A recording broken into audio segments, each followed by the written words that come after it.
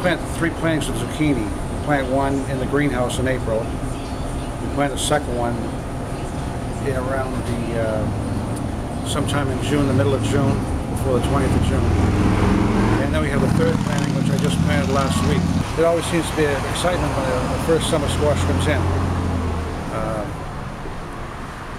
Because it's nothing like eating it when it's picked that day. The flavor is better and it's fresher. I think that people like it because they can make zucchini bread or stuffed zucchini.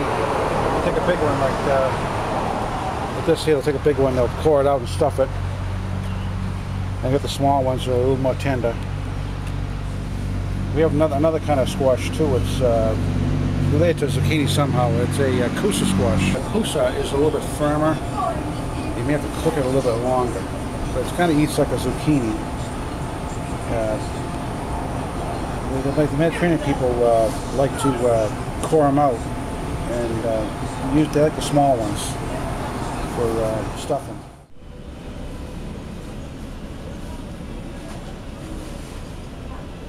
This time of summer, it's so great to have all this fresh produce around, and as great as it is, sometimes it can seem a little overwhelming. Your garden is exploding with vegetables, or if you're like myself, you buy a few too many at the local farm stands. But this recipe that I'm going to show you how to make tonight, I think really showcases 3 great summer vegetables.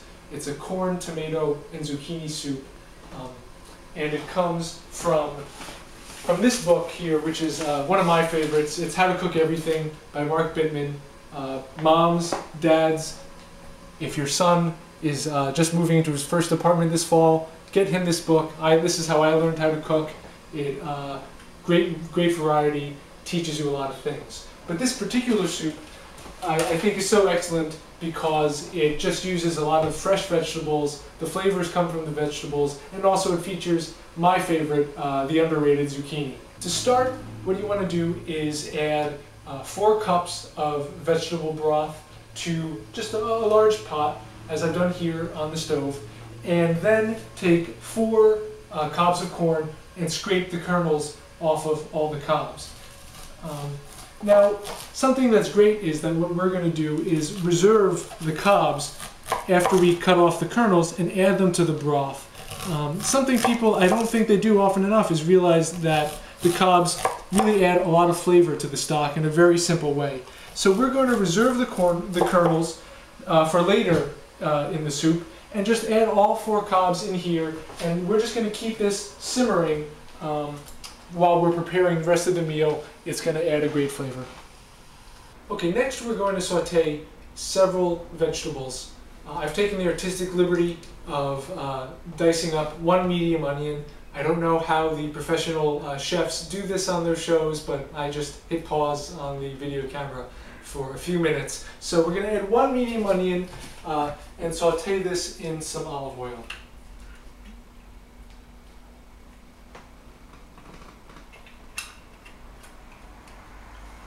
And what we're going to do is saute the onion until it's tender, starting to turn a little golden, about 5 minutes.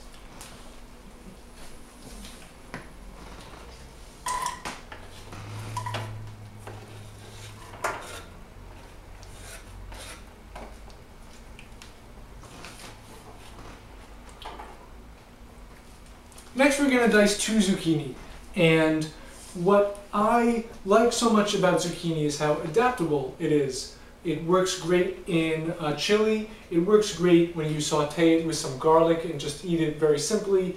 You can use it in pasta, you can even use it in stir fries. So we're just going to dice 2 zucchini and then add it to the saute after dicing 2 tomatoes, which I'm also going to take the artistic liberty to do during a little break.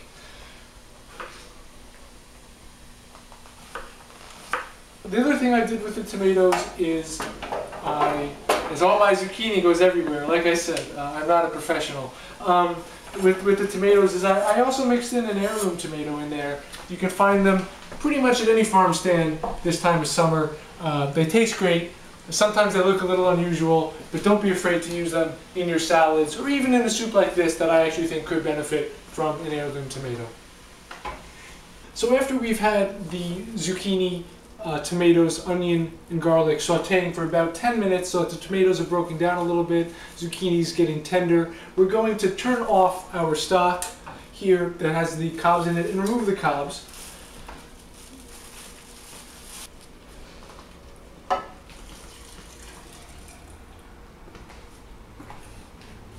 So we're going to keep that on a medium flame, and then we're going to return to those corn kernels that we scraped in the very beginning of this process. I also chopped up about a quarter cup of basil that we're going to add with it as well.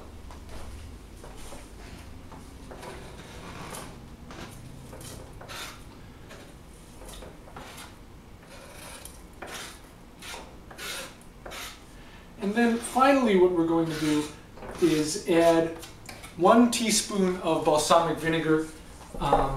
It might seem a little odd, balsamic vinegar can be pungent, but considering that it's not that much that we're really adding, it gives a nice little kick, considering that we do have a lot of subtle flavors going on here, so it certainly helps. And then finally what we're going to do is just turn up the heat on this just a little bit to keep it cooking for maybe 3 or 4 more minutes.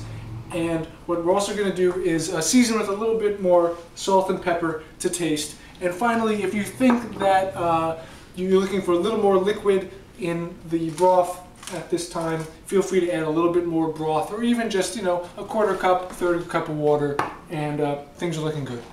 So now that the combined sauteing vegetables and the vegetable broth are ready and have been cooking for about 5 minutes together, we're pretty much all done and ready to serve. This dish works well as a main course. You can put together a salad. Very simple salad works well. You can serve it with some crusty bread. Be sure you season to taste with salt and pepper as well. And it really doesn't take more than half an hour to cook. Simple, nice flavors. I think the kids should enjoy it. Again, credit due to Mark Bittman for the recipe. And to see the full recipe, please go to MetroWestDailyNews.com and you'll find it there.